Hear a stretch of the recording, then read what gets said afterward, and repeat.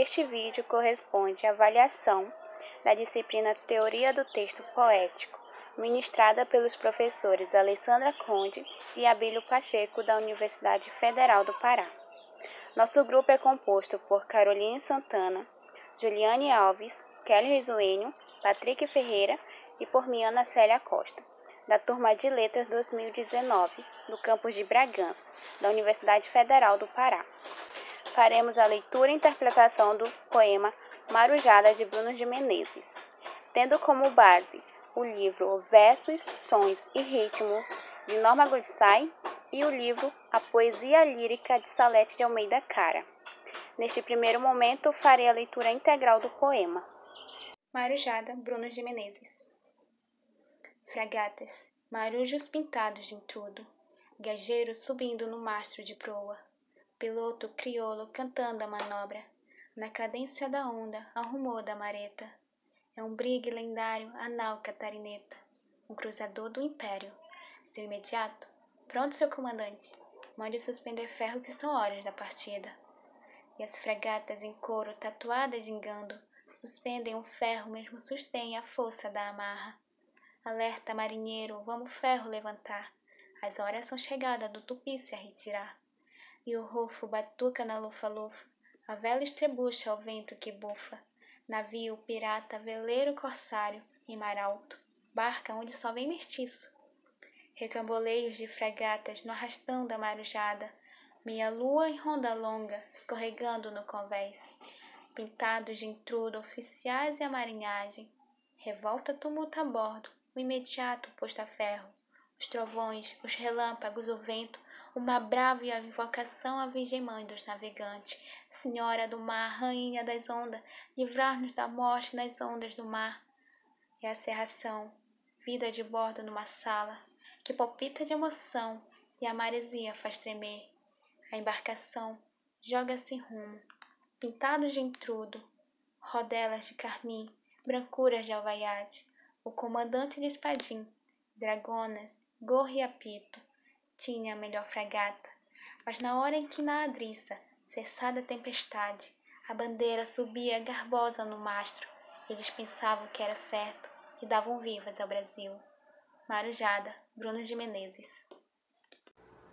Dando continuidade, falarei agora sobre o objetivo deste trabalho. Bem, o nosso objetivo é buscar analisar o poema Marujada, de Bruno de Menezes, a partir dos conhecimentos adquiridos ao longo da disciplina Teoria do Texto Poético. Ou seja, ao analisá-lo, levaremos em consideração sua estrutura, isto é, quais as rimas que se fazem presente, que tipo de estrofe, versos compõe o poema Marujada e a que gênero ele pertence. Além disso, também levaremos em consideração o contexto histórico-social em que o poema foi escrito e também a intertextualidade que se faz presente nessa obra. Bem, a ideia aqui não é construir uma análise completa, mas sim é uma contribuição àquelas que já existem. Vamos ao primeiro tópico, Bruno Menezes e o modernismo. Marujada é um dos poemas que compõem o livro Batuque, que foi publicado em 1939 e é escrito pelo poeta Bruno de Menezes. O livro Batuque, de acordo com Furtado e Santos, é a obra poética mais conhecida do modernismo amazônida. Vale lembrar que o modernismo no Brasil surgiu no início do século XX, a partir da insatisfação política e da busca pela formação de uma identidade que fosse nacional. E ele tem o seu marco inaugural em 1922, na Semana da Arte Moderna. Este movimento cultural, ele tinha como objetivo romper com o tradicionalismo e as regras das antigas escolas literárias sobre como fazer arte, dando origem a uma literatura genuinamente nacional e mais crítica, que correspondessem às exigências do seu tempo. E as notícias sobre esse impulso pela inovação estética aliado a esse desejo de construir uma identidade que fosse nacional, logo chegaram ao Pará. E esse ímpeto pela revolução acabou ultrapassando o campo literário, levando intelectuais e artistas da época a se engajarem em várias lutas sociais, dentre elas a luta pelo direito da expressão religiosa negra no estado do Pará. E sobre esse aspecto, assim fala o historiador Augusto Leal. Frente à continuidade da política de repressão, alguns intelectuais passaram a debater na imprensa a necessidade de liberdade de culto como condição para o crescimento dos estudos sobre o negro no país. Entre eles, destacaram-se Bruno de Menezes, Gentil Puget, Levi Halt Moura, Nunes Pereira e Dalcídio Jurandir. Portanto, de acordo com Augusto Leal, o escritor Bruno Menezes teria sido influenciado por tal contexto a se engajar em pesquisas e a escrever sobre a cultura negra. E, diante disso, pode-se dizer que a escrita de Batuque faz uma evocação à cultura do negro. E, além disso, há um detalhe interessante, é que a coletânea Batuque ela foi publicada inicialmente no livro Poesias, em 1931. E, em 1939, Batuque recebeu uma nova edição que focava especificamente nessa identidade afro-amazônica, como pode afirmar as escritoras Furtado e Santos. É com essa edição, no caso a segunda, que foi publicada em 1939, que o trabalho bruniano se consolida como primeira obra poética afrodescendente modernista, indo além dos outros modernistas em termos de pesquisa poética sobre o universo negro, tanto pelo trabalho poético quanto pela perspectiva antropológica. Vamos ao segundo tópico. Marujada e a temática religiosa. No livro Batuque, há 2 poemas que abordam essa temática. Um deles é o Maestro do Divino e o outro é o poema que estamos analisando, nesse caso, Marujada. Na 11ª estrofe do poema Marujada, é possível constatar essa questão da religiosidade. Vejamos. Senhora do mar, rainha das ondas, livrai-nos da morte nas ondas do mar. Tem-se nesses versos uma invocação à Nossa Senhora dos Navegantes, e nela os marujos, diante da situação de perigo, eles invocam e clamam a Nossa Senhora por suas vidas. Além desse ponto, o próprio título do poema, Marujada, sugere essa implicação religiosa, e sobre isso, assim fala Rodrigues. Em Marujada também percebemos a temática que retoma a fertilidade de Bragança no Pará, mais uma vez revolvendo os valores negros paraenses, pois, como se sabe, o cortejo que celebra São Benedito ocorre há mais de 200 anos, desde 1798, e como o próprio nome já nos sugere, a comemoração faz menção ao período das grandes navegações e as vidas marítimas, época da colonização portuguesa. Vale lembrar que a marujada ela é uma dança dramática de inspiração náutica e que se originou lá em Portugal e que recebe diferentes designações aqui no Brasil, variando de região para região. Por exemplo, ela é conhecida também como nau catarineta, barca, fadango e chegança de marujo. Além do mais, no poema é explícito o uso de várias expressões que transmitem musicalidade e dança, tais como cantando, cadência, coro, gingando, rufa, batuca, estrebucha, regamboleios e arrastão. E ainda sobre essa questão, é possível associar a dança das marujas e os seus passos às ondas do mar, ou seja, quando a gente vê as marujas dançando, essa imagem lembra o movimento das ondas. Para concluir esse primeiro momento de contextualização, vou falar agora sobre o diálogo entre os poemas Marujada, de Bruno Menezes, e Nau Catrineta, de Almeida Garrett. No 5º verso do poema Marujada, o eu lírico ele faz uma alusão a Nau Catrineta. Vejamos. É um brigue lendário, a Nau Catarineta. Bem, como foi apresentado anteriormente, a Nau Catrineta no Brasil é uma das festas populares de inspiração marítima, mas além disso, ele também é um famoso poema da língua portuguesa que narra um episódio épico marítimo. E sobre Nau Catrineta, assim fala o Greenland. A Nau Catarineta é uma história cuja origem remonta ao romanceiro medieval português, onde aparece sob a forma de chácara, poema narrativo oral composto em quadras e cujo motivo se repete em outros romances orais de países navegadores. Portanto, é possível estabelecer um diálogo entre o poema de Almeida Garrett e o de Bruno Menezes, pois em ambos os poemas se encontra essa temática das grandes viagens marítimas e as façanhas que ocorriam durante essas travessias no mar.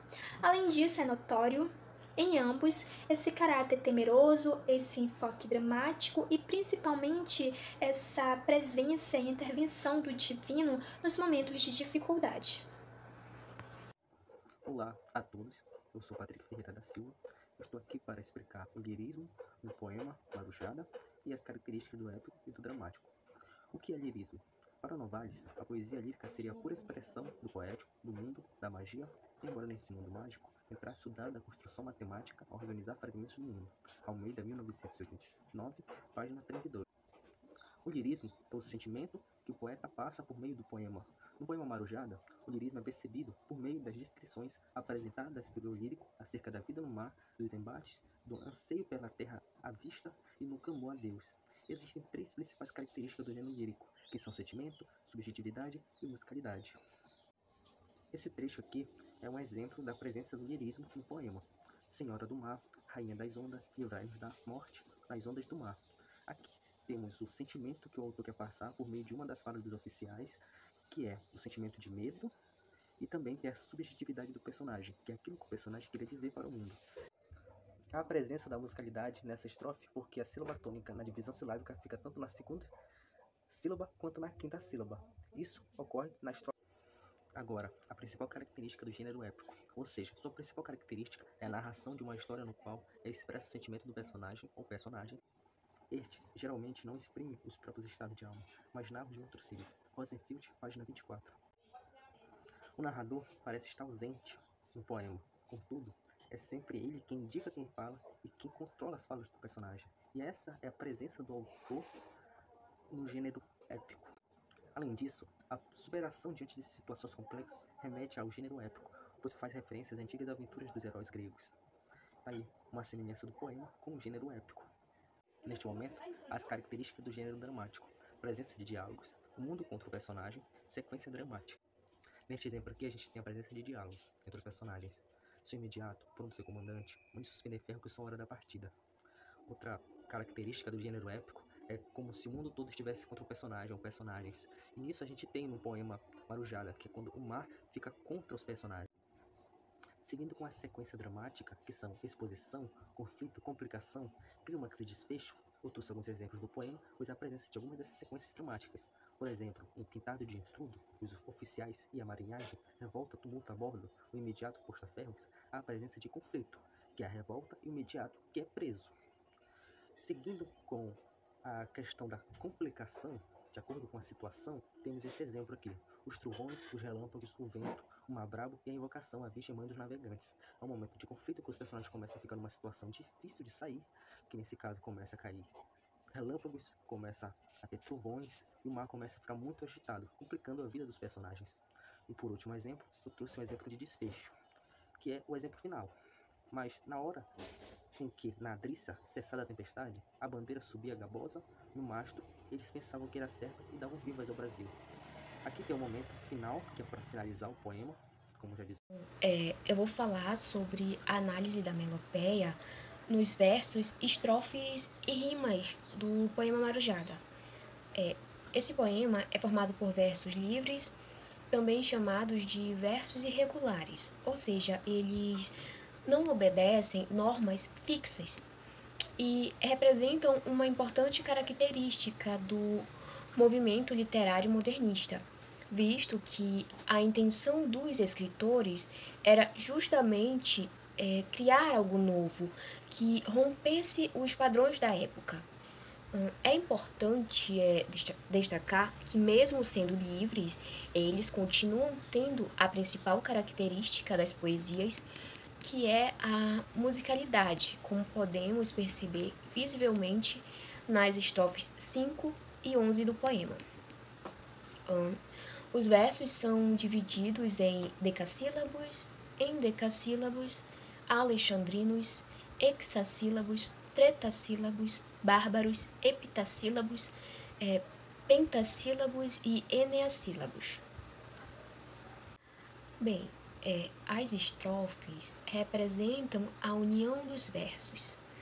E no poema Marujada foram identificadas estrofes de quartetos, pode-se usar como exemplo a estrofe 1, também dísticos, como a estrofe 2, e tercetos, como a estrofe 3.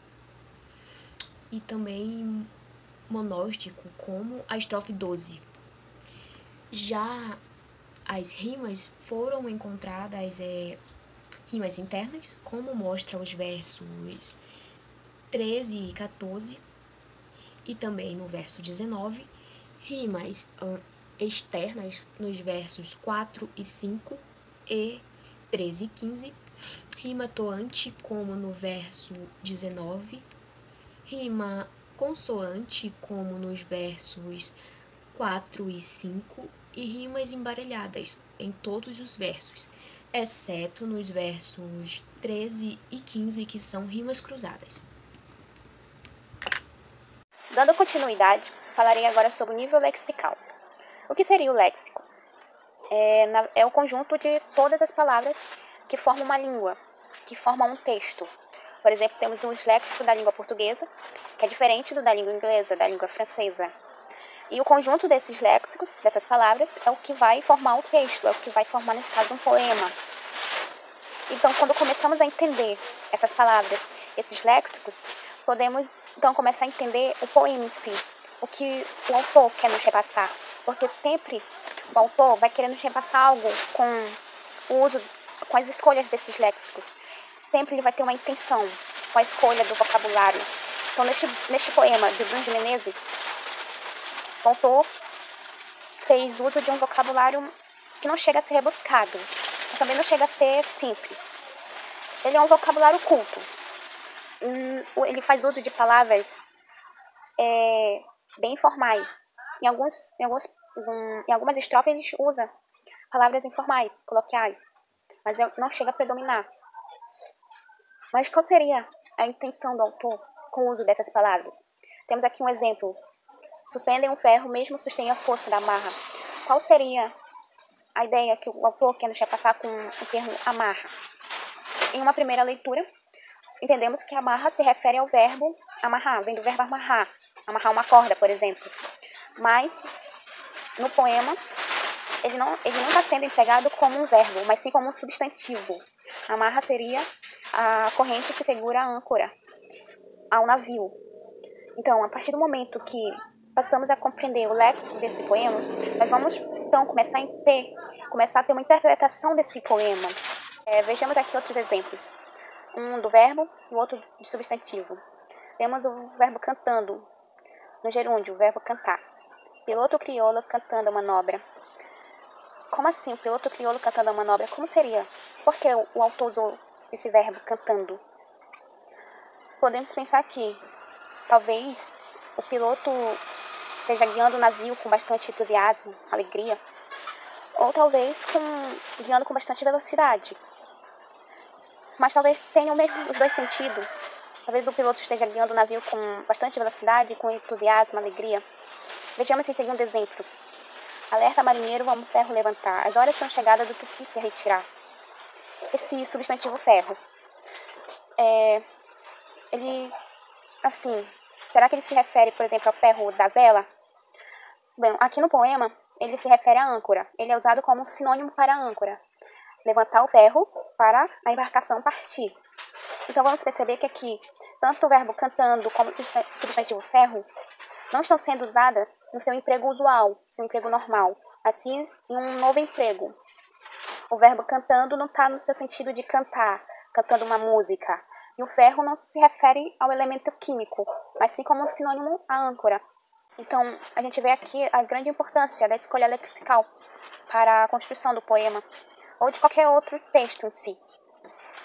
E para concluir, ao analisar o poema, percebemos que há um grande predomínio de substantivos e verbos, principalmente o verbo no presente, o que contribui para percebermos que o poema está no tempo presente.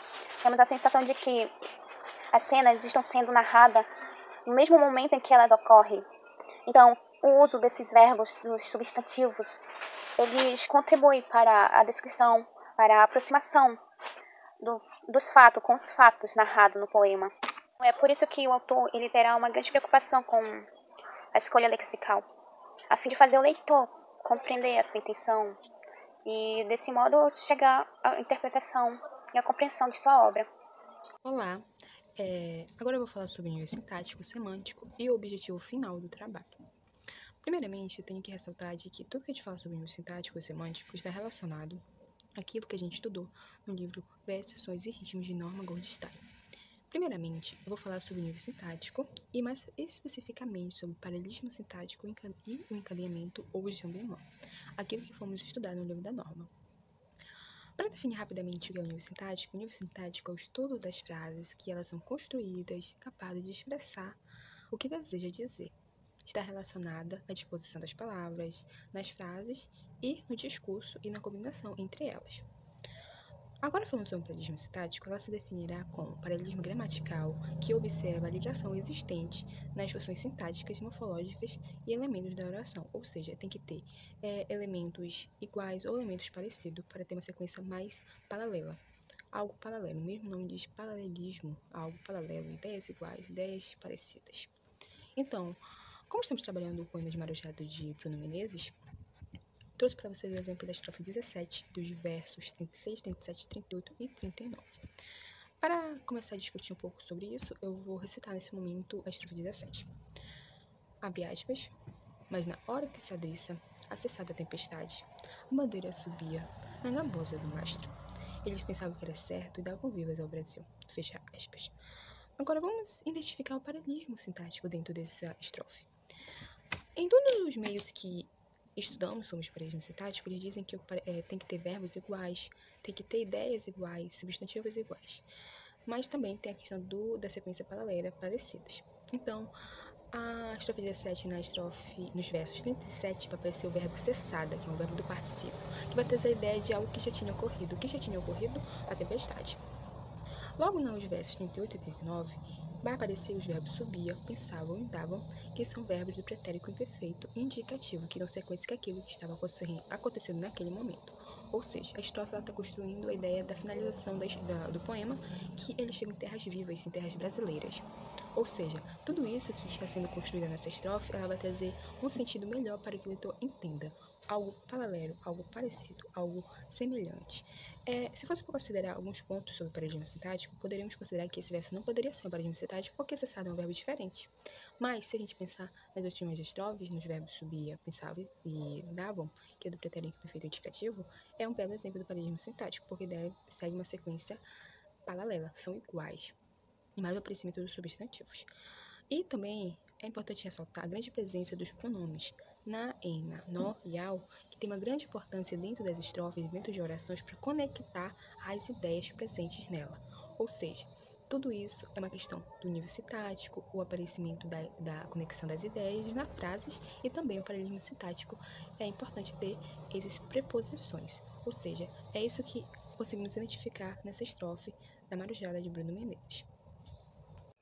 Bem, agora eu vou falar sobre o encadeamento ou jambemã, e também que é conhecido como cavalgamento.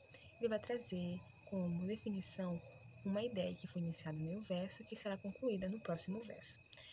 E, sintaticamente, esse tipo de verso transmite ideia de sequência ou continuidade ou envolvimento. Como estamos trabalhando o poema Marujada de Bruno de Menezes, vamos trazer para vocês um exemplo presente nele. Na estrofe 11, nos versos 29 e 30. Vou citar no momento os versos presentes do encadeamento. Abre aspas. É a cerração, a vida borda numa sala, que palpita de emoção, e a maresia faz tremer. Fecha aspas. Vocês observam que eu grifei vida borda numa sala, e no verso seguinte, o palpita de emoção, é esse ligamento de ideias. Isso que é o encadeamento, uma ideia que iniciou no verso 29, vida borda numa sala, que vai se concluir no verso seguinte, que é o palpite de emoção. Ou seja, isso é um encadeamento, um jambemã, presente no poema. Venho ressaltar para vocês que o encadeamento de Guimarães está muito presente no poema Marujada. Não podemos trazer todos os exemplos por questões de que são tantos que não podemos trazer todos, mas observem com a leitura que desde o começo até o final do poema está muito presente o encadeamento de Guimarães. Dando sequência agora, vamos falar sobre o nível semântico. E ele se definirá como a ciência que estuda o significado e interpretação do significado das palavras, frases e expressões dentro de um específico contexto. Vamos falar especificamente sobre as figuras de linguagem, porque a norma fala no capítulo 10 especificamente sobre a figura de linguagem. Dessa forma, vamos apresentar as figuras de linguagem que conseguimos identificar. Para iniciar, vamos falar sobre a assonância e a literação, que está presente em praticamente todas as estrofes do poema Marujada de Bruno de Menezes. Dessa forma, trouxe a presença do exemplo da estrofe 1, dos versos 1, 2, 3 e 4. Vou citar nesse momento os versos. Abre aspas. Fragatas marujos pintado de intrudo, granjeiro sumindo no macho de proa, piloto crioulo cantando manobra, na cadência da onda rumor da marita. Fecha aspas. Podemos observar que eu grifei as letras A e O, que está muito presente nos versos, e também a grande presença do RMNT, ou seja, o A e O é a assonância e o RMNT é a literação presente no poema. Vamos mostrar agora o segundo exemplo da figura de linguagem presente no poema, que é a personificação, ou seja, ela é uma figura de linguagem que consiste em atribuir objetos inanimados a seres irracionais, sentimentos ou ações próprias dos seres humanos, ou seja, algo que é do ser humano está sendo trazido para um objeto irracional. Vou trazer o exemplo da estrofe 10 nos versos 23 e 24. Vou recitar nesse momento o verso, abre aspas, os trovões relâmpagos ao vento, alma brava na invocação, a vigemão dos navegantes, fecha aspas. Podemos observar quando se diz uma brabo. Uma brabo é a grande presença da personificação, porque mar brabo especificamente ele não é brabo. Quem é brabo é o ser humano.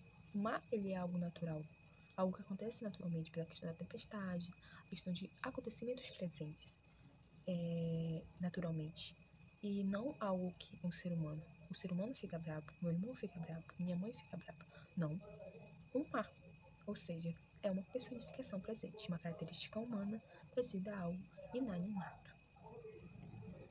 Agora eu vou falar sobre as dificuldades adquiridas na construção do trabalho e da interpretação do poema Marujada.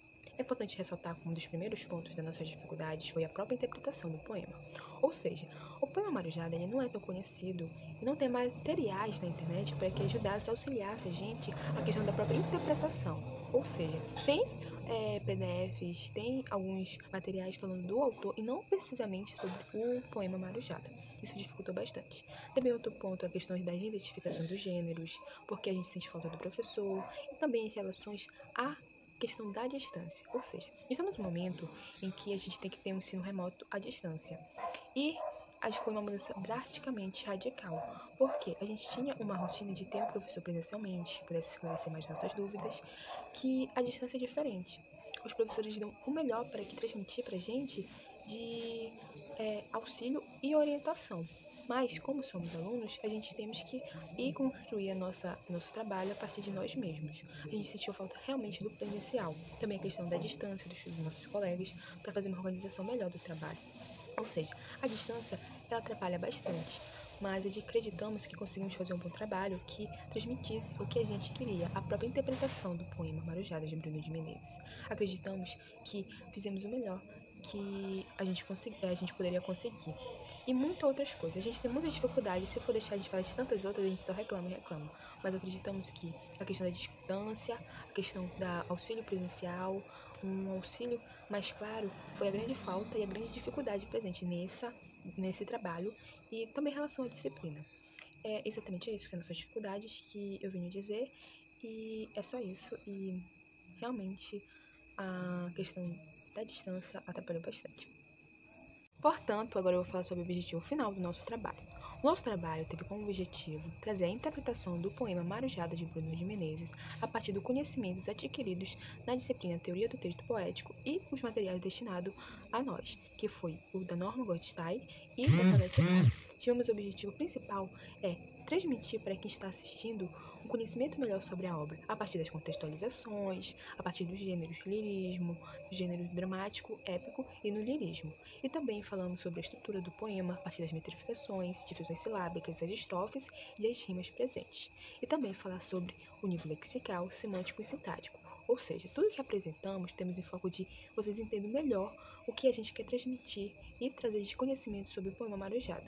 Ou seja, foi isso que o nosso trabalho teve como intuito e objetivo, transmitir melhor conhecimento para aquele que escuta a nossa interpretação. Que seja essa finalização de conhecimento sobre o poema Marujada de Bruno Menezes. Mostrarei as referências que utilizamos no trabalho da interpretação da Marujada de Bruno Menezes e agradeço pela atenção e muito obrigada.